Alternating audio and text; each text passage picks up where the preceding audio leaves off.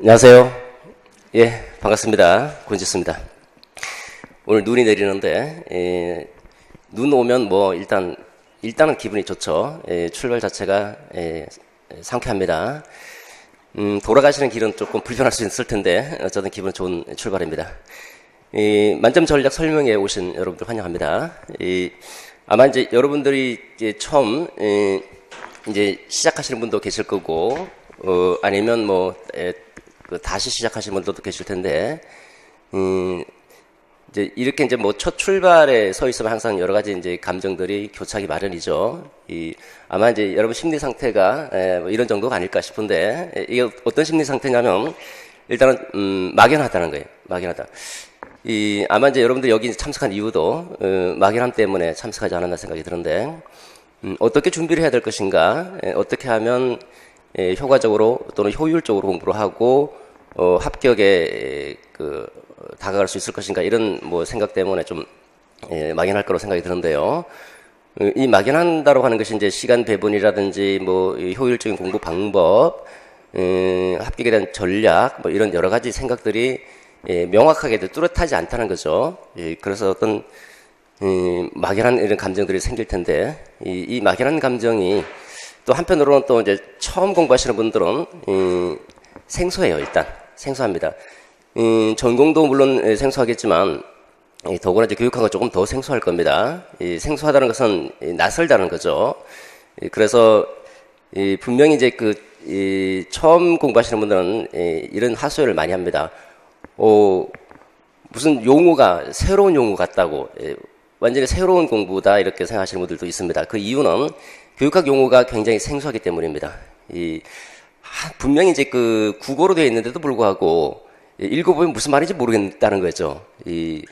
그래서 뭐 외계어도 아니고 외국어도 아닌 국어로 되어 있는데도 불구하고 아마 이제 처음 접하는 그 용어들이 좀 많기 때문에 생소한 감정도 아마 느낄 거라고 생각이 듭니다.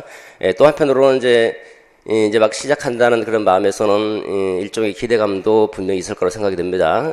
나름대로 열심히 해서 1년 동안 착실하게 준비를 하면 합격이라는 것이 선물로 오지 않을까 이런 기대감도 생길 겁니다.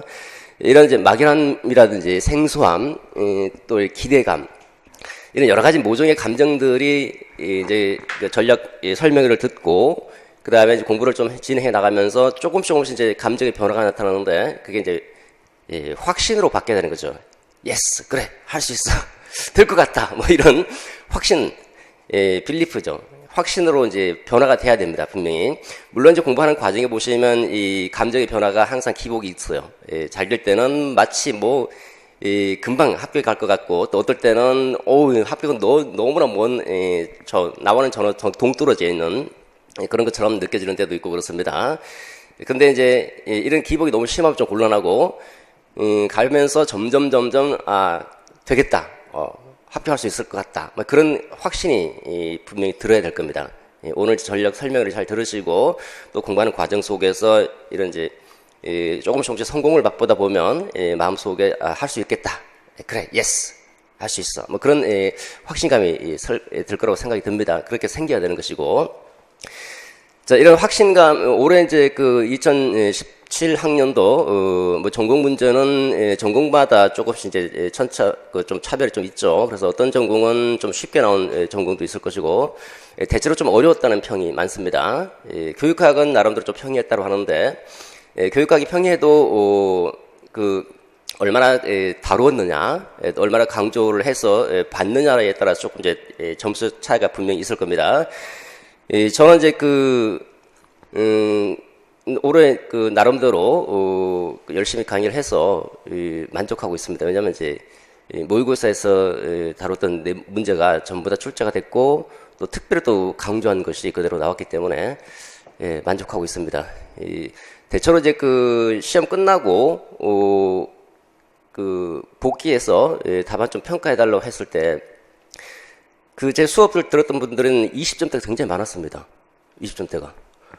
좀 놀랍죠? 보통 한 18에서 20점 정도가 꽤 많았던 걸로 알고 20점대가 굉장히 많았습니다. 물론 이제 18점에 못 미친 분들도 있겠죠. 근데 제가 이렇게 복귀된 답안들을 봤던 수험생들은 거의 대부분이 이제 18에서 20점 정도 되더라는 겁니다. 시험 끝나고 이제 그 후기담을 이제 그 남겼는데 이거 보시면 이제 진짜 너무 너무 좋다는 거죠. 그 다음에 가치수, 이거 정말 마음에 듭니다. 그리고 뭐 사랑해요라는 감정 표현도 있고 갑자기 이제 사랑을 받게 됐습니다.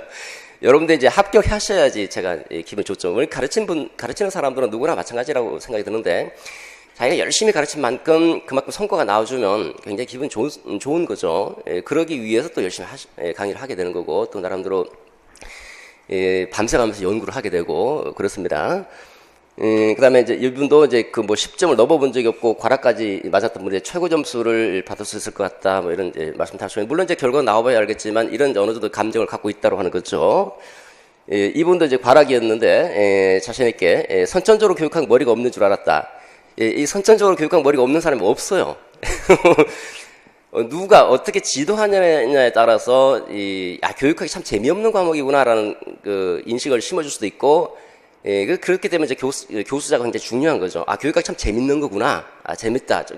굉장히 이해하기 쉽고 현실적이구나. 학교 현장에 나가서 굉장히 적용할 수 있는 굉장히 유용한 학문이구나. 하나의 도구로서 괜찮은 학문이다. 이런 수업을 들으면서 이런 감정이 생겨야 되는 겁니다. 그 다음에 뭐 통찰력 때문에 뭐 4개 다 쓰고 나왔다는 이제 분도 계셨고요. 그 다음에 뭐 아는 문제죠. 그냥 우리가 다뤘기 때문에 당연히. 그 다음에 문제 보면 이제 제 얼굴이 떠올랐다는 분들도 여러 계시던데, 이제 제가 출제위원으로 들어간 줄 알았다고 하신 분들도 계셨고요. 그만큼 이제 조금 익숙한 논점들이 나왔기 때문에 그렇겠죠. 그 다음에 합격하면 찾아뵙겠다 그러는데 합격하든 뭐 떨어지든 저는 언제든지 환영합니다. 물론 이제 합격하면 더 좋겠죠. 서로 간에. 어쨌든 여러분들이 원하는 게 이제 합격이기 때문에 저는 합격을 위해서 최선을 다하는 것이고 같이 합심해서 좋은 결과를 만들어내는 것이 중요하겠죠.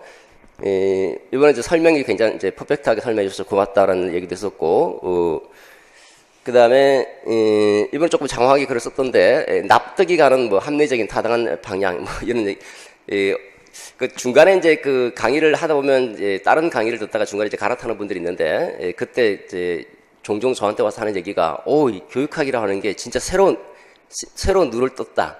그전에는 정말 외워야 되는 건 줄 알았는데 굉장히 현실적이고 구체적이고 너무 이해가 잘 된다. 그래서 왜 몰랐는지 모르겠다. 뭐 그런 얘기를 하는 분들도 많습니다. 이번에 이제 공부 상당히 보면 이제 나름대로 이제 모의고사에도 이번에 이제 7월달에 이제 갈아탄 거죠. 7월달에. 그래서 여기 간단하게 적었는데 이거 보니까 공부 참 나름대로 방향을 잘 잡고 공부를 했구나라는 생각을 해보게 됐습니다. 자, 그 다음에 오늘 이제 합격 전략 만점 전략 설명의 주요 내용 간단하게 짚어드리겠습니다. 3가지로 집약하겠습니다. 첫 번째는 2009 대비 강의 계획에 대해서 간단하게 설명을 드리고요. 두 번째는 중등시험 일정과 출제 범위, 그 다음에 탁월한 만점 전략. 이 탁월한 만점 전략은 제가 추구하는 방향이에요. 하려면 만점을 받아야죠. 그래서 뭐 물론 이제 그 교육학은 어떤 분들은 이제 그런 얘기를 하시더라고요. 저는 교육학 12점, 13점만 넘어오면 돼요. 그런데 12점, 13점 갖고 어떻게 만족을 합니까? 전공은 자신 있다는 거예요. 그분이 그러시더라고요. 그래서 깜짝 놀랐습니다. 전공이 어떻게 그렇게 자신 있었을까? 최소한 16 이상, 16, 18점 이상은 나와야지 그래도 좀 안전하게 합격할 수 있지 않느냐 생각을 하는데 그분이 그런 얘기를 하시더라고요. 그래서 걱정하지 말라고 그냥 따라오시면 최소 10점 이상은 나온다고. 자, 어쨌든 3가지로 간단하게 설명을 드리겠습니다. 먼저 강의 계획부터 말씀드리도록 하죠. 요거는 이제 기초 워밍업 반인데요. 오늘부터 출발해서 오후에 월화수 3일간 간단하게 이제 교육학에 대해서 워밍업 하는 시간입니다. 요거는 이제 오늘부터 출발한 월화수 3일간 이루어지는 건데 교육학 전체 프레임을 잡는 시간에 처음 하시는 분들 저는 이제 잘 몰랐는데 처음 하시는 분들은 너무 많은 걸 뭐 알기도 어렵지만 뭔지 전혀 모르고 있다는 게 전혀 뭐 어떻게 해야 되는지 어떻게 방향을 잡고 뭐 어떤 것을 중심으로 봐야 되는지 전혀 모르고 있더라는 거죠.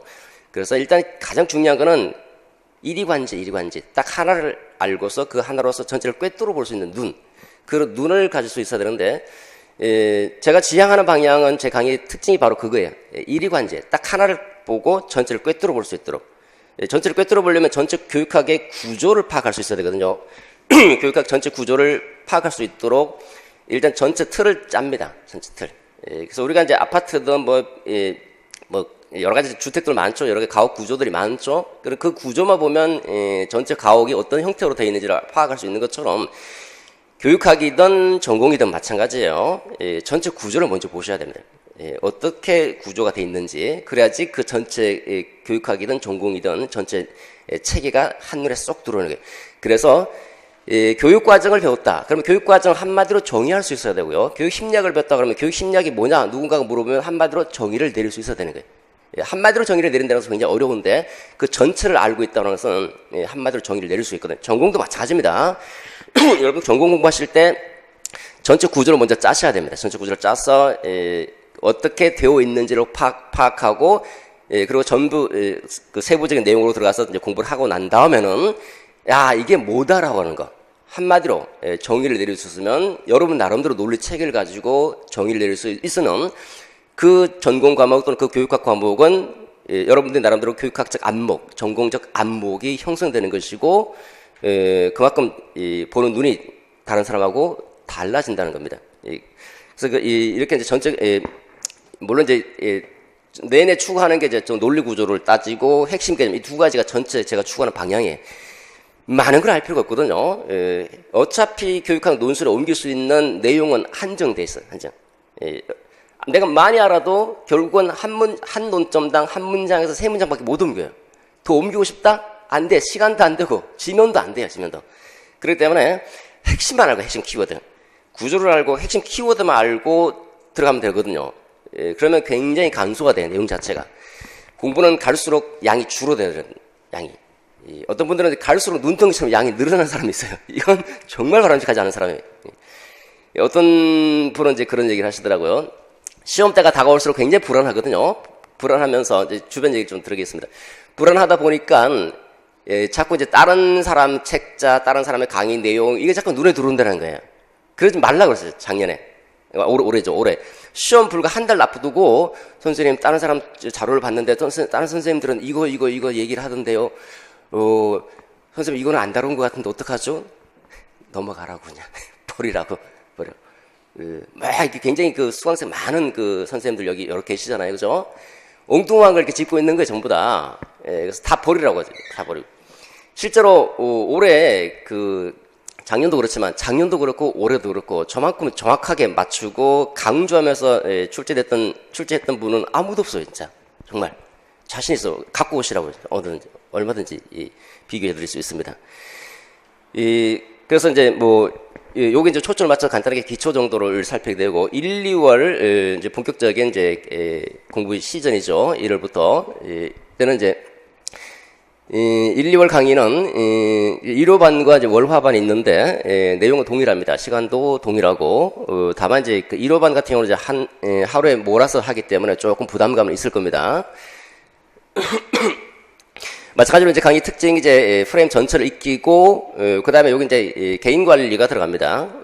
개인 관리라고 하는 것은 이제 학습을 제가 지도를 하는 거죠. 이건 자율적으로 이제 참여할 수 있는데 정규 시간은 월화반 같은 경우 9시 반에서 1시 반까지 하게 되고 이제 팀 학습 있죠. 2시 반부터 5시까지. 요 팀 학습은 이제 자율적으로 참여할 수 있는데 팀끼리 학습하고 그 다음에 제가 한 명씩 호명을 해서 암기를 하고 있는지를 관리하게 됩니다. 그래서 그날 배운 거를 그날 반드시 저한테 확인받고 집에 돌아가야 되는 거예요. 이게 조금 고돼요. 그래서 이제 몇 번을 이렇게 패스를 못해서 몇 번 공부하고 이제 가시는 분들도 많습니다. 양이 좀 있기 때문에 하루에 공부한 걸 다 보고 간다는 건 쉽지가 않거든요. 물론 이제 아주 세부적인까지 다 이제 물어보지 못하지만 그래도 개괄적으로 몇 개 정도 물어보고 물어볼 때는 구술 우리가 이제 논술은 글로 쓰는 거죠. 펜 가지고 이거는 똑같은 논술의 문제로 제가 제시합니다. 예를 들어서 어떤 개념이 있다면 그 개념에 대해서 설명하고 장단점에 대해서 말해보세요. 이렇게 이거 구술. 오럴 컴포지션 우리가 논술하기 전에 전 단계가 오럴 컴포지션이거든요. 말로 할 수 있어야 됩니다. 말로. 자기가 이해하는 것을 말로 설명할 수 있어야 되는 겁니다. 그래서 저한테 확인하고, 그 다음에 잘못된 건 이제 교정받고, 피드백 받고, 이제, 패스가 되면 이제 집에 가는 그런 형태로 진행을 합니다. 그 다음에 개별 첨삭도 뭐 저만큼 많이 하는 분들 아마 없을 겁니다. 1, 2월 같은 경우는 이제 매주 강의할 때마다 그 과제가 나가는데, 우리 과제가 논술식 과제 그냥 그대로 논술로 써야 되는 것이 직접. 뭐 이렇게 블랭크하고 뭐 그렇게 그게 객관식이 아닌 이상 블랭크 전혀 필요가 없거든요. 핵심 키워드는 제가 수업 시간에 알려드리기 때문에 그걸 알고 문제가 주어지면 이제 쓰고 가능하게 된 써서 이제 저한테 그 첨삭을 받게 되는 건데, 1, 2월에 간단하게 이제 워밍업 형태로 이제 뭐 완결된 전체 답안을 쓰는 것이 아니라 이제 본문 중심으로 한 단락씩 이렇게 쓰는 연습을 하게 될 겁니다. 이렇게 이제 진행이 됩니다. 이제 한눈에 프레임 익히고, 그 다음에 핵심 키워드를 중심으로 이제 공부를 하게 되고, 개인 관리를 하고, 개별 첨삭을 받게 되는데, 인강생도 직강생과 전혀 차별이 없습니다. 인강생도 똑같은 첨삭을 받게 될 겁니다.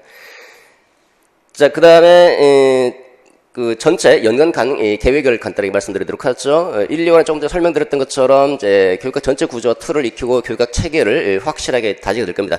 많은 내용을 다루지는 않을 거예요. 가장 기본적인 그 수업 진행이기 때문에 가장 핵심적인 기본적인 내용들을 중심으로 다루게 되고, 핵심 키워드를 중심으로 그 주요 개념들을 확실하게 파지할 수 있도록 하고, 또 암기라고 하는 게 굉장히 중요하거든요. 그래서 암기법도 따로 제시를 해서, 어떤 분은 이제 그런 얘기를 하시더라고요. 제가 본인이 할 때는 잘 기억이 안 되는데 이상하게 제가 얘기하면 기억이 잘 된다는 게 그것만 그런 얘기를 하시던데, 어쨌든 뭐 우리가 이제 교육학 논술이라고 하는 것은 객관식이 아니기 때문에 외우지 않으면 쓸 수가 없습니다. 그래서 잘 파지할 수 있도록 기억을 해야 되거든요. 암기와 그런 우리가 공부를 할 때 이해와 암기를 어떻게 해야 될 것인가? 같이 가야 되는지, 아니면 이해를 하고 암기는 나중에 뭐 7, 8월이나 9, 10월에 해야 되느냐? 이렇게 공부하는 사람은 전부 바보예요, 바보. 우리가 정말 컴퓨터처럼 잘 외울 수 있고, 한번 외우면 잊어버리지 않는다 그러면 상관없어요. 근데 여러분 나중에 공부해보시면 아시겠지만, 전공은 전공대로 엄청나게 양이 있고, 교육학대로 또 헛걱거리고 있죠. 그런데 외워도 잊어버리거든요. 그만큼 계속 외워줘야지 이게 숙달되고, 나름대로 머릿속에 이제 흔적이 남아있고, 나중에 이제 그게 이제 발휘가 되거든요. 그래서 이해와 암기는 같이 가요. 병진. 이 두 가지가 동시에 가야 됩니다. 그래서 처음부터 외우고, 저는 이제 1, 2월부터 이해를 시키고, 그 다음에 암기법 제시하고, 암기해서 집에 돌아가는 이런 형태로 되어 있습니다. 물론 이제 저한테 이제 개별 그 관리를 받는 것은 이제 직강생에 물론 이제 하나일 수밖에 없죠. 뭐 인강생 제가 다 관리를 할 수 없는 것이니까 첨삭은 뭐 같이 하겠지만, 3, 4월은 이제 심화 과정입니다. 1월 조금 더 심화해서 교육학 전체를 이제 완성하는 그런 단계다라고 볼 수 있는데, 1, 2월과 3, 4월이 이제 교육학 전체에 대한 이론을 이제 공부하는 시간이다라고 보시면 됩니다.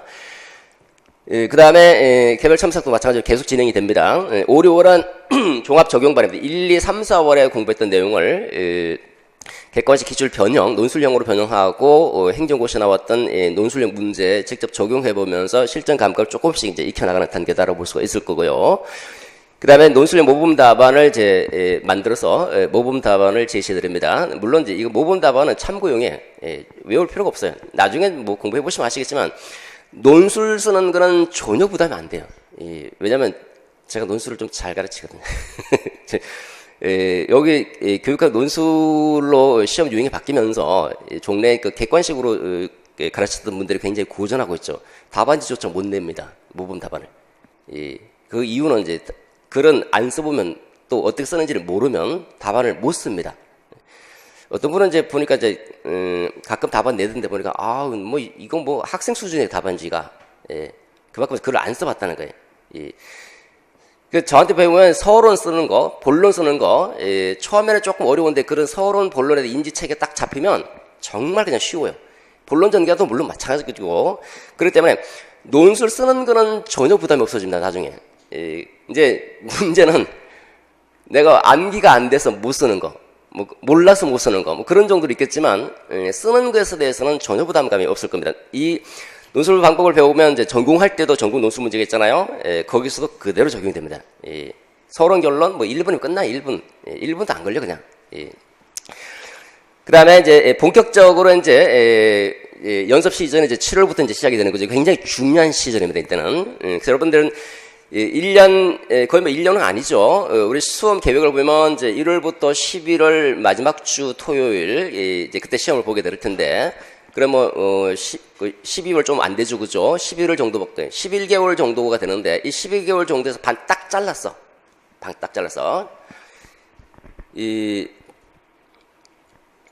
5, 6월에 시험을 보러 간다는 생각, 6월 말이 내가 임용시험 보는 날이다라고 생각하고 공부해야 되는 거예요. 반 딱 잘라서. 그 다음에 다시 7, 8월부터 이제 다시 이제 또 수험 공부를 시작하는 거죠. 그러니까 5, 6월, 여러분 전공도 마찬가지입니다. 계획을 세우실 때 딱 6월 말이 임용시험 일이다. 그러니까 6월 말까지는 임용시험 일이면 한 번 보고 들어가서는 곤란하겠죠. 어느 정도 체계가 다 잡혀 있어야 돼요, 체계가. 그래서 6월 말에 임용시험일이기 때문에 전공이든 교육학이든 최소한 5번 이상은 봐야 돼. 외우면서. 최소한. 그래서 최소. 5번에서 10번 이상을 보고, 그리고 임용시험 본다. 물론 이제 그때 모의고사 있을 거예요. 저는 매달 모의고사 있을 텐데, 그때 이제 모의 테스트 하면서 실력을 이제 점검해 보시면 되겠고요.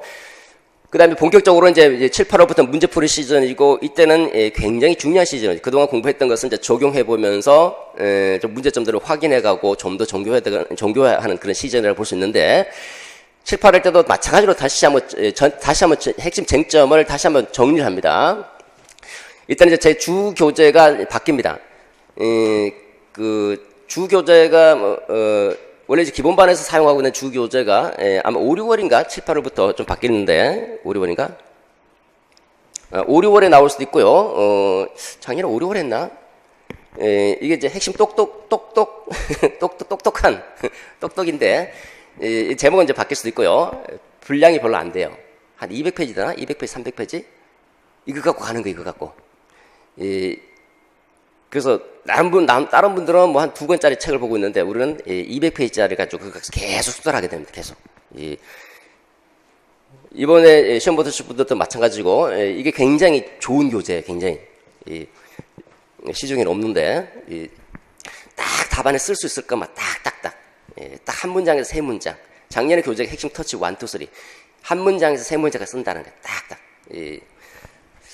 그래서 7, 8월부터는 이제 모의고사 이제 적용을 하게 되는 겁니다. 문제풀이인데 영역별 모의고사를 하게 됩니다. 영역별.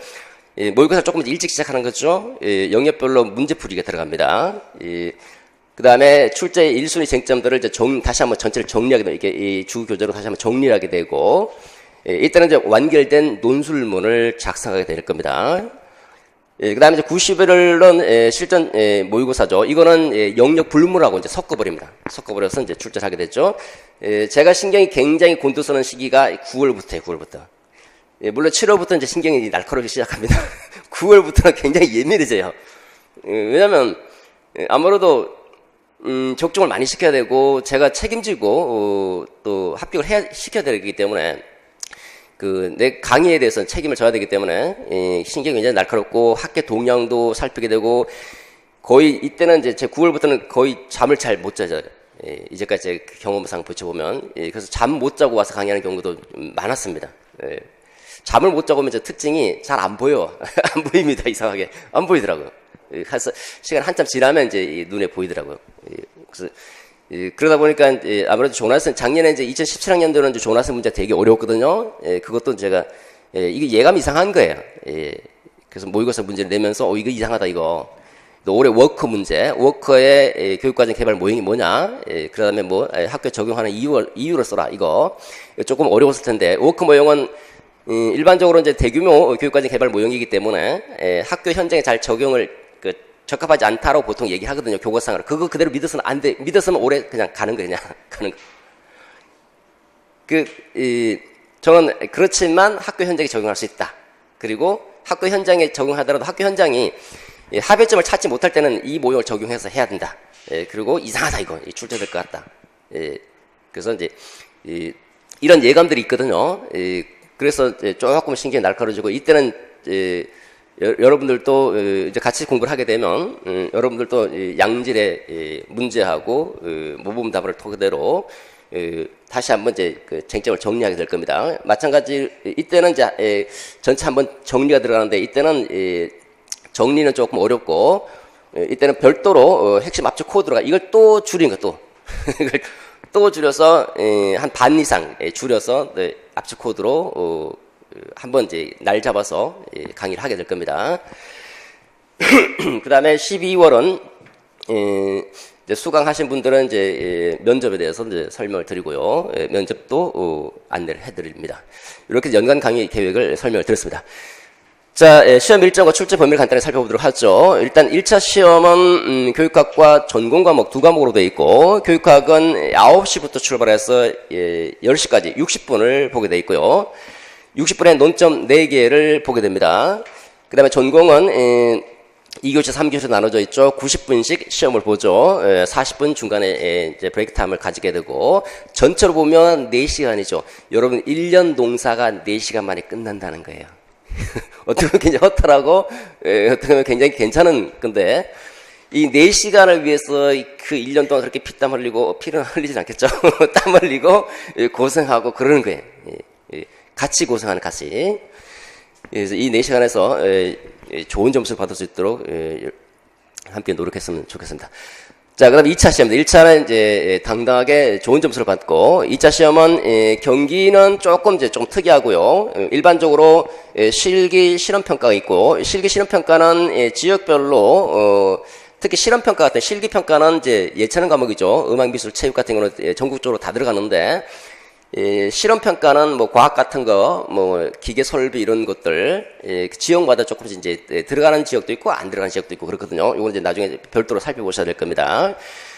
그 다음에 교수 학습 지도안 작성은 최근에 이제 비중이 조금 덜해지고 있는 추세인데 요 제외되는 지역 있죠. 요 지역 이외는 여전히 60분의 교수 학습 지도안을 작성하게 되어 있고 20분간 수업 실현을 하게 되어 있습니다. 예외적으로 강원 5분 줄이고 대구는 5분 늘리게 되고 그다음 교직 적성 심층 면접은 이제 평가 시간 10분이 일반적인데 요것도 이제 서울 같은 경우는 교과 전공자와 비교과 전공자 나누어서 10분, 15분 이렇게 이제 별도로 할당을 하게 되고 그 다음에 이제 15분을 주는 지역이 이제 강원 세종, 20분 주는 지역이 인천 대구, 이렇게 이제 되어 있죠. 그 다음 경기 지역은, 비슷한데, 실기평가 하죠. 실험평가는 없고요. 그 다음에 수업 능력평가라고 그래서 이 수업 능력평가가 수업 실현과 수업 나눔인데 결국 수업 실현일 때 똑같아요. 수업 실현. 수업 실현은 15분간 수업 실현하고 그 실현한 수업에 대해서 그 평가자가 질문을 하게 됩니다. 그 질문에 답변하는 시간이 10분 이렇게 돼 있죠. 요거 하나가 추가됐다는 거 정도가 좀 차이가 있고요. 그다음 좀 특이할 만한 것은 이제 면접이죠. 면접의 집단 토의와 개별 면접으로 해주죠. 집단 토의가 들어간다는 것이 좀 특이한 겁니다. 근데 집단 토의는 해보시면 아시겠지만 별거 없습니다. 요령만 아시면 별거 없어요, 그냥.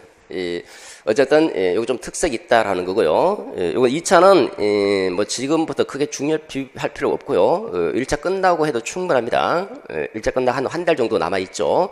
그 기간에 이제 스터디를 구해서 열심히 이제 드릴 하는 겁니다.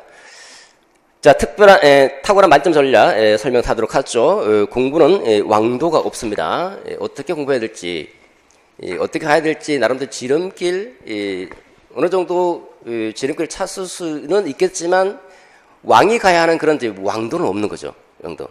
그런데 아무래도 바른 길을 가는 게 중요한 거죠. 바른 길을. 이게 정도는 있다는 거죠. 정도.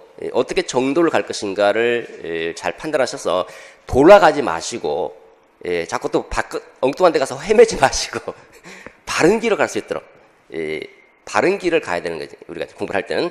그럼 바른 길을 가려면 일단 문제식으로 간단하게 우리가 생각해 볼 수 있는 게 합격과 불합격의 근본적인 차이는 무엇인가 과연? 어떻게 하면 합격하고 어떻게 하면 불합격하는지 아주 간단해요. 합격은 합격할 만큼 공부를 하는 겁니다. 불합격은 합격하지 못할 만큼 합격할 만큼 공부를 안 하는 거죠. 합격할 만큼 공부를 하게 되면 합격하는 것이고 단순한 논리죠. 단순한 것이 상당히 진리입니다. 합격할 만큼 공부를 안 하면 안 하고 안이 떨어지면 불이 떨어집니다. 그래서 합격할 만큼 공부를 하게 되면 합격하는 겁니다. 근데 합격할 만큼 공부를 한다는 게 이게 또 쉽지가 않거든요. 그럼 어떻게 공부를 해야 되는 게 합격할 만큼 공부를 하는 것인지, 어떻게 해야지 또 실패를 면할 수 있는지. 이거 이제 합격할 만큼 공부를 못해서 실패하는 사람들이 대다수죠. 대다수입니다. 근데 그 실패하는 것이 도대체 왜 실패를 하는가? 실패하는 요인은 어디에 있는가? 이것도 한번 생각해 볼 필요가 있는데, 변화하지 않기 때문에 그래요. 변하지 않기. 여러분들이 변해야 돼요. 우리는. 여러분들이 달라지지 않으면 합격은 그저 오는 게 아니에요. 내가 달라져야 돼요. 본인이 바뀌어야 돼요. 이제는 수험 적합형 모드로 바뀌어야 되니까, 수험 적합형. 그동안 뭐 그냥 설렁설렁 공부했다, 학과 공부 뭐 설렁설렁 했다, 하더라도 딱 임용시험에 맞는 수험 적합형 형태로 바뀌어야 되거든요. 근데 이게 쉽지가 않아요. 왜냐면 변화하는 것을 두려워하게 사람이. 잘 안 변하려고 그래요. 여러분들 아침에 9시에 일어나는 분들은 거의 보면 9시에 일어납니다. 안 바뀝니다, 잘. 8시 한번 일어나 봐야지. 8시 일어났죠? 하루 이틀 8시 일어나지만 그 다음에 또 9시로 돌아가 버립니다. 안 바뀌, 잘. 왜? 뭔가 여러분 새로운 걸 먹고 싶잖아요? 근데 늘 보면 식당 가면 늘 먹던 거 먹게 되는 겁니다. 왜? 인간의 뇌는요, 인간의 본능과 관련되는 건데, 인간의 뇌는 변화하는 것을 두려워합니다. UCL의 그 마워 교수가 연구를 했는데, 인간의 뇌는 변화하는 것을 두려워한다라고 얘기를 해요. 변화하는 걸 두려워한다는 거예요. 그렇기 때문에 변화하지 않도록 자꾸 뇌가 자기도 모르게 9시에 넌 9시에 일어나야 돼, 9시에 일어나야 돼 이렇게 한다는 겁니다. 그래서 한꺼번에 확 바꾸려면 변화한다는 것은 뇌가 인지하죠? 그러면 두려워하기 때문에 또 그대로 가려고 그래요. 마치 관성법칙처럼 그대로 다시 돌아가려고 합니다. 그러면 어떻게 해야 될 것인가? 어떻게 합격하는가? 변하긴 해야 되는데 뇌는 변화하는 것을 두려워하고, 그럼 어떻게 해야지 뇌가 알아차지지 못하도록 변화시킬 것인가 하는 겁니다. 뇌가 인지하지 못할 정도로 스몰 스텝으로 조금씩 빠져들어가는 겁니다. 여러분들 우리 9시 일어나는 사람이 8시 일어나고 싶다 그러면 처음부터 8시로 잡지 말고 5분 간격으로 일정하게 한 일주일 정도는 7시 55분 일어나 보는 겁니다. 그 다음 주는 7시 50분 일어나 보고, 그럼 내가 인지를 못해요. 조금씩 바꾸기 때문에. 그래서 여러분들은 모든 걸 다 바꿔야 됩니다. 혹시 여러분 중에 만약에 떨어진 분이 계신다 그러면 뭔가 문제가 있는 거예요. 강의에 문제가 있을 수도 있고, 교재에 문제가 있을 수도 있고, 공부 방법에 문제가 있을 수도 있고요. 그걸 바꿔야 되는데 잘 안 바꿔요, 보면. 그냥 또 가고 있어, 또. 별로 도움이 안 됐던 강의, 별로 도움이 안 됐던 교재 또 보고 있는 그걸. 왜? 이상하거든요. 바꾸면 뭔가 또 떨어질 것 같은 그런 기분이 들거든요. 근데 그걸 못 바꾸는 거예요. 확 바꿔야 되는데. 확 안 바꿔지는 거죠? 잘 안 바뀌어요. 이게 여러분들이 조금씩 수험 적합형 모드로 바꾸면서 공부 계획을 세울 때라도 무리하게 세우지 마시고 조금씩 바꿔주셔야 됩니다. 조금씩. 그리고 제 강의를 들으면 여러분들이 모르게 조금씩 바뀔 거예요. 조금씩. 자, 그 다음에 공부의 정도를 한번 찾아보도록 하겠습니다. 시험의 본질을 알아야 되겠죠. 우리 시험을 보는 사람이기 때문에 시험의 본질을 알아야 될 것이고, 그 본질에 맞게 대처하는 것이 중요하다고 생각합니다. 두 번째는 공부 방법을 알아야 된다. 어떻게 공부해야 될 것인가라는 거고, 세 번째는 모든 것은 마음 먹기에 달려 있습니다. 일체유심조라고 그러죠. 마음이 모든 것을 만들어내는 겁니다. 첫 번째, 시험의 본질에서 한번 보도록 하겠습니다. 시험의 본질, 교육학 논술입니다. 교육학과 관련해서 보면, 교육학 논술, 여러분들이 그 전공 같은 경우는 이제 서술형과 논술형으로 되어 있죠. 객관식이 아니라는 겁니다. 교육학 논술이면 교육학과 논술이 종합되어 있다는 것이고, 교육학 시험을 객관식으로 보는 것이 아니라 논술식으로 본다는 겁니다. 그러면 교육학을 논술식으로 접근할 필요가 있다는 겁니다. 이 두 가지에 능통할 수 있어야 되는데, 이게 처음 공부하신 분들은 좀 어려워요. 그렇습니다. 누군가가 잘 아는 사람, 교육학 논술 전문가가 누군가가 도와주면 훨씬 쉽게 접근할 수 있거든요. 그래서 이 부분에서 이제 교육학 논술을 보시면, 교육학은 논제가 있고요. 논제에 대해서 답안을 쓰게 되어 있습니다. 논제라고 하는 것은 사례형인데, 교육학적 사고를 요구하는 가상으로 만든 교육학적 사례가 있고, 그 사례에 논리적으로 핵심 내용을 토대로 논리적으로 피력하게 되어 있습니다. 핵심 내용을 토대로 논리적으로 요 문제에 대해서 요 문제에 맞는 핵심 내용을 골라서 그 다음에 논리 체계를 잡아서 서술해 주는 거죠. 요 문제에서 해당되는 핵심 내용은 많지가 않아요. 아까 말씀드렸지만 몇 문장 안 된다는 거예요. 한 문장에서 세 문장 정도밖에 안 된다는 거예요. 그러면 많은 걸 공부할 필요 없고요. 그 다음에 교육학적 사고를 요하는 교육 사례에 해당되지 않은 것을 싹싹싹 빼버려요. 전부 다 빼버리고 여기에 해당될 수 있는 내용들을 끄집어 왔어. 그걸 중심으로 공부하는데 많이 하지 말고 핵심만 잘 간추려서 그거를 잘 정리한 다음에 문제가 나오면 거기에 적용해서 논리적으로 풀어주면 되는 겁니다. 논리적으로. 되게 간단한데 이게 쉽지가 않죠. 왜냐면 기존 방식, 아까 말씀드린 기존 방식들은 자꾸 고수하려고 그래요. 특히 재수 사무소 하시는 분들은 옛날에 만약에 객관식 공부하셨던 분들은 그 생각을 빨리 떨쳐버려야 됩니다. 객관식으로 자꾸 팔려고 들어요. 자꾸. 학문하려고 들은 사람도 있고요. 객관식으로 아주 지엽적인까지 다 팔려고 들은 사람도 있고 나올 것 같지 않은 전혀 출제될 것 같지 않은 것까지도 보고 있는 사람도 있고 그렇습니다. 그러니까 출제될 수 있는 논점들을 중심으로서 핵심 키워드를 중심으로 간단하게 정리하는 것이 필요하고 전공도 마찬가지일 겁니다. 자, 그 다음에 전략 두 번째로 말씀드리죠. 공부 방법에 대해 설명하도록 하겠습니다. 공부 방법은 처음에 책을 펴죠. 책을 펴면 우리는 이제 오감각을 토대로 많은 정보들을 받아들이게 되는데 많은 정보들은 전부 다 자극 정보들을 이 자극 정보들이 시각, 청각, 후각, 촉각, 미각 여러 가지 오감각을 통해서 들어오는데 그 많은 정보들 중에서 책이라고 하는 그 문자로 되어 있는 그 정보 또는 강의를 들으면 강의의 시각적인 거 여기에다가 집중을 해야 되는데 이게 첫 번째 단계 공부할 때 처음에는 주의를 집중해야 주의 집중. 주의 집중에 위배가 되는 요소, 주의 집중에 방해가 되는 요인이 있다 그러면 다 제거를 하셔야 돼요. 제거. 핸드폰도 잠시 꺼두셔야 됩니다. 그리고 주변 정리부터 하고 공부하실 때는 이런 마음가짐이 필요해요. 그래서 주의를 집중할 수 있도록 환경을 조성한 다음에 책에다 집중을 하셔야 됩니다. 책에. 나머지는 다 무시해버리고 그 책에만 딱 주의를 집중하죠. 주의를 집중한 다음에 글을 읽어 나갑니다. 읽어 나갈 때 무슨 말인지를 알아야 되는 거죠. 이해를 해야 돼요. 두 번째 주의 집중이 끝나면 이제 책을 읽으면서 하나씩 이해해 나가는 거예요. 이해라고 하는 것은 풀어 헤친다는 거예요. 풀어해서 뭔가 좀 압축되어 있는 것을 풀어 헤쳐서 그 의미를 파악하는 게 이해입니다. 의미를 무슨 말인지를 알아야지 외우든지 말든지 하는 거죠. 이해가 선행되지 않은 암기는 굉장히 위험해요. 이거는 뭔가 응용형 문제, 뭔가 적용형 문제가 나오면 적용이 안 되는 겁니다. 이해가 안 될 때는. 그래서 공부를 하실 때는 주의 집중이 되어 있으면 하나씩 읽으면서 무슨 뜻인지, 무슨 말을 하는지 이해를 하셔야 되고, 이해가 안 되면 사전이라도 찾으셔야 돼요, 사전. 국어 사전이라도 찾아서 무슨 말인지 이해하고 넘어가셔야 돼요. 강의를 들으면 강의하는 사람이 이해를 시켜줘야 되는 것이고요. 이해가 됐다. 그 다음에 그 이해된 것을, 그 많은 내용을 머릿속에 저장하려면 체계적으로 조직해야 되겠죠? 정리할 필요가 있는데, 정리는 조직하고 정교하는 거예요, 정교. 그 많은 내용 중에서 뼈대를 간추리는 겁니다, 뼈대. 조직화라는 것은, 이렇게 분류를 하는 거 쭉 분류를 해서 좀 체계화시키는 것을 얘기하는 것이고, 정교화는 그 하나의 개념에 대해서 조금 구체적인 살을 보태는 거예요, 살. 구체적인 살을 보탤 때, 많은 것을 보태면 좀 곤란합니다. 핵심 키워드를 중심으로 간단한 정도만 보태나가는 거죠. 쓸 수 있을 정도만.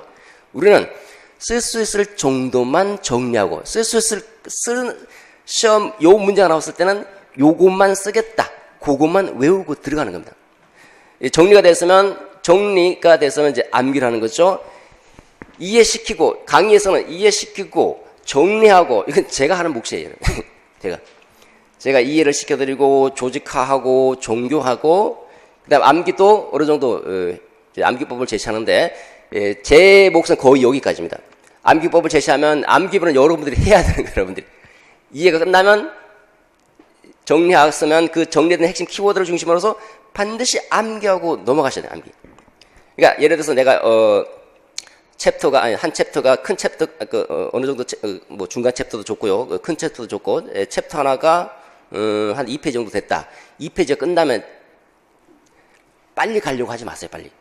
조금 느리지만 확실한 길을 가는 거예요. 어떤 사람들은 자꾸 앞으로 막 가려고 그래요. 정리가 안 된 상태에서 자꾸 읽고 앞으로 가려고 합니다. 그러니까 정리가 어느 정도, 그러니까 이해가 어느 정도 되고 조금 나름대로 키워드가 딱 보이고 했으면 그 챕터 끝날 때 외우는 겁니다. 바로 눈 딱 감고 외우고 그 다음 장 넘어가는 겁니다. 이렇게. 그 다음에 또 이해가 되고 정리가 되고 암기를 하고 또 다음 장 넘어가시고 그 암기 과정을 중간중간에 주셔야 됩니다. 나름대로, 여러분 나름대로 정리를 하셔야 돼요. 그렇게. 요거 수업 중에는 제가 이렇게 다 정리를 해드리고 암기를 했죠? 인풋을 했으면 시험이라고 하는 것은 아웃풋의 과정을 요구하는 겁니다. 암기된 것을 끄집어내기를 요구하고 있죠? 그러면 시험에 적합해지려면 자꾸 끄집어내는 연습을 해야 돼요. 이 굉장히 고통스러운 거예요. 집에 머리에 있는 걸 자꾸 끄집어내는 게 어렵죠? 근데 연습을 해 주셔야 됩니다. 암기하고 또 중간에 쉴 때 또 가만히 누워서 이렇게 눈 감고 어떤 것들이 있는지 쭉 인출하고 밥 먹을 때 인출하고 걸어가면서도 인출할 수 있거든요. 오늘 공부한 거 이런 짜투리 시간도 잘 활용하셔야 됩니다. 전공이든 교육학이든 자꾸 인출하려고 해요. 인출하다 막히죠? 이따가 들어가자마자 바로 그거부터 봐야지. 이렇게. 그래서 인출까지 이렇게 집중해서 책을 읽고 한 글자 한 글자의 뜻을 분명하게 파악해서 의미를 풀어헤쳐서 의미를 이해하고 이해가 됐으면 핵심 키워드를 중심으로 조직화하고 정교한 다음에 외우고 외운 것을 수시로 인출해내는 과정. 요 과정만 잘 해주시면 여러 번 반복해서 해주시면 누구나 다 쉽게 합격할 수 있고요. 누구나 고득점 받을 수 있고 그렇습니다. 자, 하나씩 간단하게 또 한번 말씀드리도록 하죠. 조직입니다. 개념을 조직하는 교육학 개념. 교육학 여러 개 개념들이 있겠죠. 그 개념 틀을 딱 설계 형태로 딱 조직을 하는 겁니다. 그 다음에 논술이면 논술 전체 도식을 이제 스키마를 머릿속에 이제 형성을 하게 되고 두 번째는 정교화는 살을 보태 나가야 되는데 살 버틸 때 너무 많은 살을 버티면 곤란하죠. 그 개념에다가 한 문장에서 세 문장 정도로 구체적으로 살을 버티는 살. 딱 쓸 수 있을 것만큼만. 이건 핵심 키워드를 중심으로 이제 살을 보태면 되는 것이고 문장 전체를 외울 필요는 없습니다. 핵심 키워드를 딱 알고 내 말로서는 저는 제 강조하는 게 키워드를 기억하고 여러분들 말로 자꾸 쓰라고 얘기를 하는 겁니다. 두 번째 암기 방법입니다. 암기 방법 되게 중요해요. 무식하게 막 깜지가지고 이렇게 칠해가면서 외우시는 분들 있죠. 별로 도움이 안 돼요. 왜냐면 나중에 인출하려면 인출 단서가 없기 때문에 인출이 안 돼 이게. 근데 암기 방법을 동원하는 경우는 그 암기 방법이 인출 단서가 돼서 인출하기 쉬워집니다. 그래서 암기 방법을 동원했으면 그 암기 방법을 옆에다 써놓으십시오. 요렇게 내가 외웠다. 두 문자로 암기 방법은 많습니다. 두 문자법이 있고 운율법, 순자 변환, 스토리법, 연상법, 종합법. 이 전체를 종합한 게 종합법이죠. 일반적으로 많이 쓰는 게 두 문자법이죠. 여기다 운율을 넣으면 운율법이 되는 것이고 우리 교육학 같은 경우는 숫자로 변화할 필요는 없었고요. 뭐 국사라든지 다른 과목 같은 경우는 숫자로 변환해서 하면 좀 쉽습니다. 그 다음에 스토리, 이야기식으로 암기할 수도 있고요. 다른 것과 연결해서 연상하는 방법도 있고 종합법이 제일 좋습니다. 여러 가지 필요에 따라서 몇 개 종합하는 겁니다. 저는 일반적으로 많이 쓰는 게 두 문자법과 스토리법, 종합법을 좀 많이 씁니다. 이렇게 하면 좀 쉽게 외워질 수 있거든요. 요런 어떤 방법을 써서 외웠으면 옆에다 써놓는 것도 좋아요. 처음에 써놓으면 나중에는 보면 또 다른 생각이 나오거든요. 그 또 다른 생각이 나면 이게 진짜 너무 별로다. 다음에 보니까 더 좋은 아이디어가 또 써놓는 겁니다. 써놓으면 그것만 보면 딱 떠오르거든요. 이렇게 이해가 인출 단서가 돼서 쉽게 인출이 돼요. 무식하게 외우지 마십시오. 막 그 깜지칠하고 막 이렇게 암기하는 그 장기기호로 저장하는 방법 중에 하나가 아까 우리 살폈던 조직화, 정교화예요. 조직화. 전체 틀을 딱 잡고 그 다음에 세부적인 내용들을 정교해 놓으면 이게 장기기호로 넘어가거든요.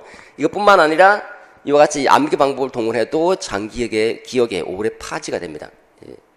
그래서 이런 암기 방법을 잘 활용하셔야 돼요. 객관식이 아닙니다. 논술식이다.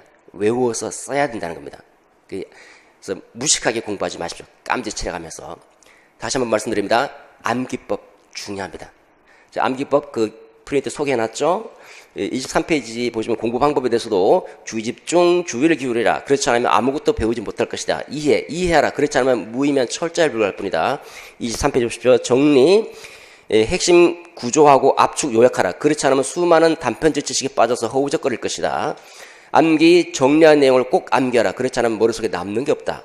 인출 수시로 떠올려보고 연습하라. 그렇지 않으면 시험장에서 바로 인출되지 않는다. 예. 그러니까 그다음 밑에 보셔 암기 방법, 두문자법, 그 예들이 많죠. 몇 가지만 제가 넣었습니다. 운율법, 숫자 변환법 있는데 이걸 토대로 응용을 하는 겁니다. 다음 페이지까지 쭉 있죠. 전체적으로 종합법까지 다 설명해놨습니다. 한번 참고로 보시고 필요할 때 이제 수시로 활용해 볼 수 있도록 하시고요. 수업 중에는 또 제가 나름대로 이제 암기 방법도 안내해 드리도록 합니다. 자, 이렇게 암기는 아까 말씀드린 수시로 핵심 내용을 중심으로 암기를 하시고 인출입니다. 시간 나는 대로 이거는 시공을 초월해서 인출합니다. 인출.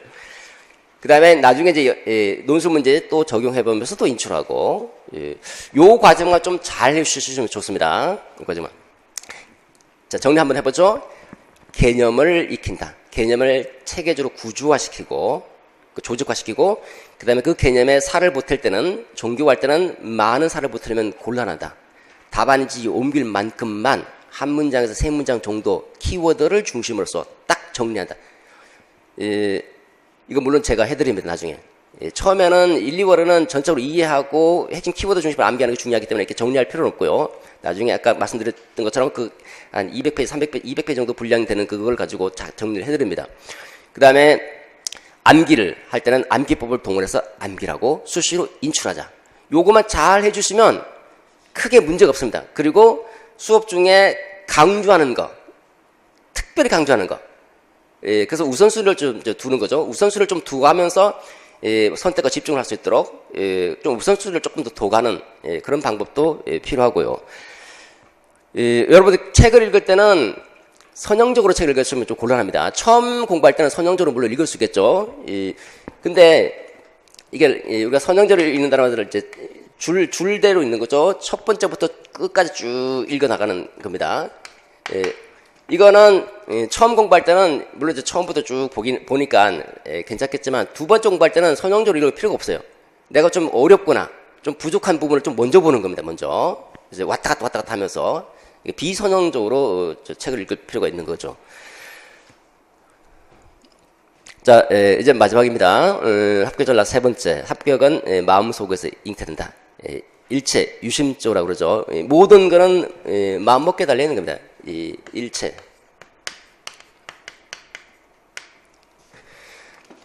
일체 모든 것은 오직 마음이 유심조, 마음이 만든다는 거죠. 그래서 마음먹기에 달려있는 거예요. 여러분들이 어떤 마음을 먹는가에 따라서 합격이 될 수도 있고 안 될 수도 있고요. 합격할 수 있다는 강한 의지와 신념을 가지고 공부하는 자세가 필요하다고 보고요. 또 우리가 공부할 때는 마음속에서 그런 합격에 강한 의지와 신념이 있고 이게 이제 물론 여러 가지 성공감의 토대가 될 때 이게 신념이 생기는 거겠죠. 이런 확신, 아까 처음에 제가 모두에서 말씀드렸던 것처럼 공부하실 때 확신을 느끼셔요. 확신. 아, 될 것 같다. 된다.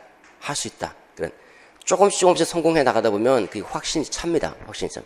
그러면 마음속에서 이미 이긴 거야, 이긴 거.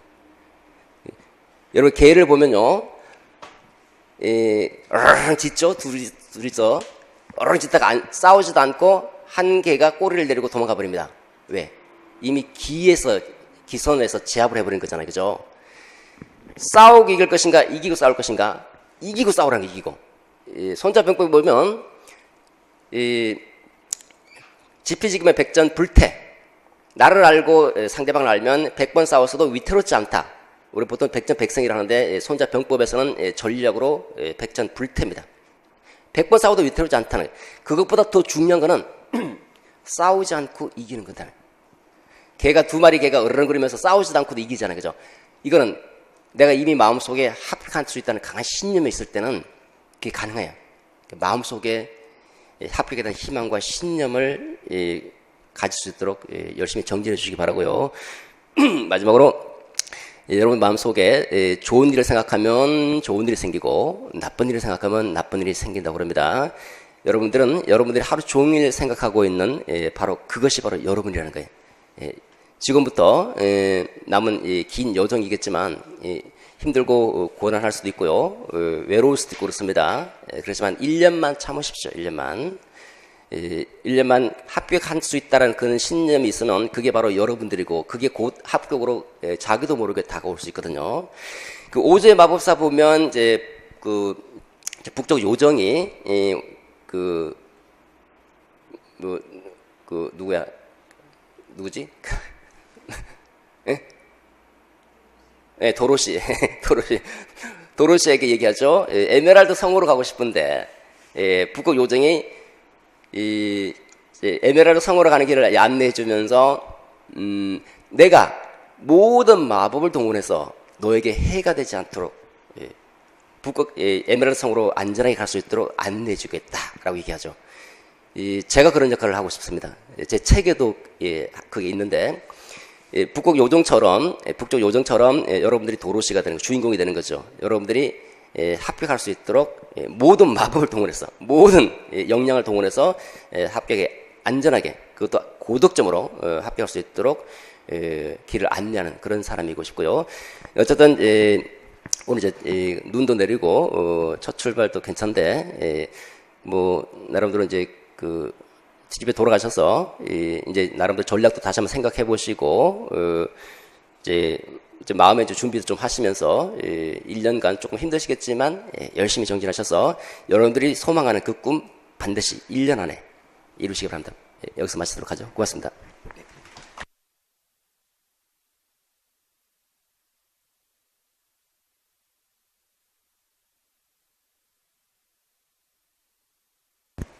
그리고 저기 그 모범 답안 전체 모범 답안 그 원하시는 분 계세요? 전체 모범 답안. 제 그 티치스파 가보시면 거기 티치스파 아시죠? 티치스파 제 사이트 권지수 찾아가시면 거기에 그 처음부터 논술형 모범 답안 전부 다 5년치인가 그 다 있습니다. 다운로드 받으셔도 되고. 여기에 나가보면 이제 201호인가? 여기 201호인가요? 202호인가요? 202호죠? 202호 옆에 보면, 거기, 비치된 자료가 있습니다. 거기도 보면, 모범 답안이 있을 거예요. 분명히. 있을 텐데, 거기서 이제 가져가셔도 좋고요. 예.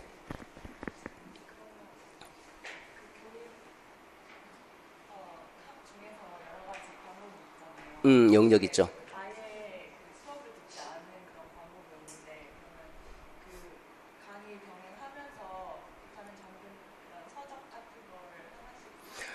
그러니까 그런 일을 왜 하냐는 거예요. 그렇게 하면 학문하게 되는 거예요. 물론 그렇게 하면 훨씬 좋죠. 이해가 안 되는 거는 이제 있으면 이제 찾아서 보는 것도 괜찮은데, 어떤 분을 보니까 이제 수험생활 오래 하다 보니까, 전공은 물론 있을 수도 있을 텐데, 교육학은 굳이 그럴 필요가 없는데, 교육학 분과 학문 영역별로 되어 있는 책들 있잖아요, 교과서. 그런 거를 자꾸 여러 개 갖고 보시더라고요.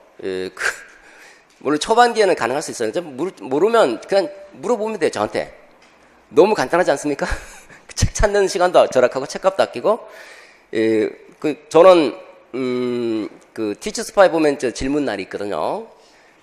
대부분 다른 선생님들 전부 다 거기 학원에서 다 운영해요. 제가 직접 답변 달아요, 그냥 직접.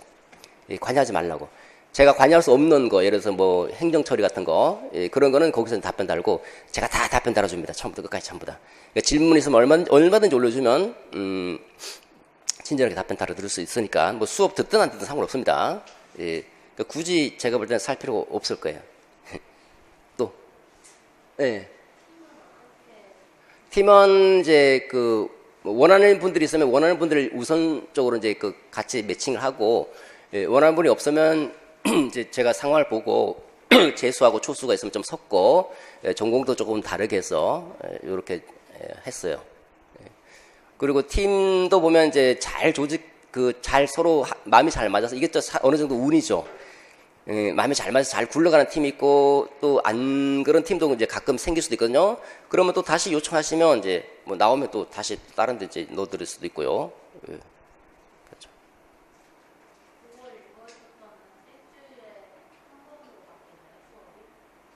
아니죠? 그렇죠. 월화. 원래 일요일 반이 작년에 2시간, 우리가 보통 이제 월화반이 월요일 4시간, 화요일 4시간 이렇게 이제 8시간이거든요. 일요일 반은 제가 작년에는 시간대를 좀 2시간 줄였어요. 2시간, 그러니까 총 합치면 8시간 해야 되는데 6시간 한 거죠. 너무 힘들더라고, 저도. 강의 듣는 분들 좀 힘들어서, 일단 2시간 좀 늘려놨습니다. 뭐 3, 4월은 어떻게 될지 모르겠지만, 똑같이 이렇게 시간대를 했고요. 그냥 월화로 계속 갑니다. 또 질문 있으시면?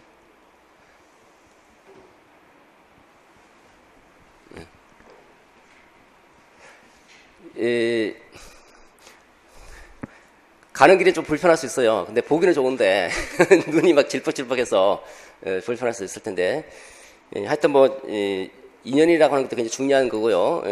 뭐 여러분들 저하고 이제 만날 수도 있고 안 만날 수도 있지만 이게 이제 요 설명이 온 만큼 이게 여러분들한테 도움이 좀 됐으면 좋겠고 하여튼 뭐 저하고 이제 오늘 이게 만났기 때문에 여러분들이 이제 그래도 저를 보고 왔기 때문에 공부 좀 잘 하셔서 꼭 합격하시기를 모든 분들이 새해 인사 미리 드립니다. 새해 합격하시기를 축원하겠습니다. 올해 혹시 교육학을 전혀 모른다 하시는 분 계세요? 아주 생소하다. 아, 선생님 아주 생소하시구나. 근데 조금 하셔도 처음 생소하신 분의 특징이요. 저는 작년에 연극 영화과 분 두 분이 이제 수업을 들으셨는데 계속 따라오셨는데 그분이 이제 교육학을 평소에 이제 공부를 안 했다고 그러더라고요. 그러니까 너무 어렵다고 말이. 그리고 제가 기억나는 게 선생님 용어가 왜 이렇게 고급져요 이러더라고요. 고급지다라는 말 제가 처음 들었습니다. 이게 어법이 안 맞는데 고급지다 고급스러운 것이지 왜 고급진 거지? 요즘에 이렇게 쓰나 그랬어요. 근데 알고 봤더니 어디 TV에서 그렇게 쓰나 봐요. 고급지다고. 그 어법이 안 맞는 말이거든요. 어쨌든 고급스럽다는 얘기를 처음 들었습니다. 왜 고급스럽다 그러더라고요. 그만큼 생소하기 때문에 그러겠죠. 익숙해지면 좀 괜찮아집니다. 아까 말씀드렸지만 좀 생소해요. 용어가. 자꾸 우리가 이제 사람도 처음 보면 잘 기억이 안 나거든요. 근데 자꾸 보면 이제 익숙해지거든요. 용어도 마찬가지일 겁니다. 그럴 수밖에 없어요. 그렇게 하셔야 되고요. 네. 가셔도 좋습니다. 네.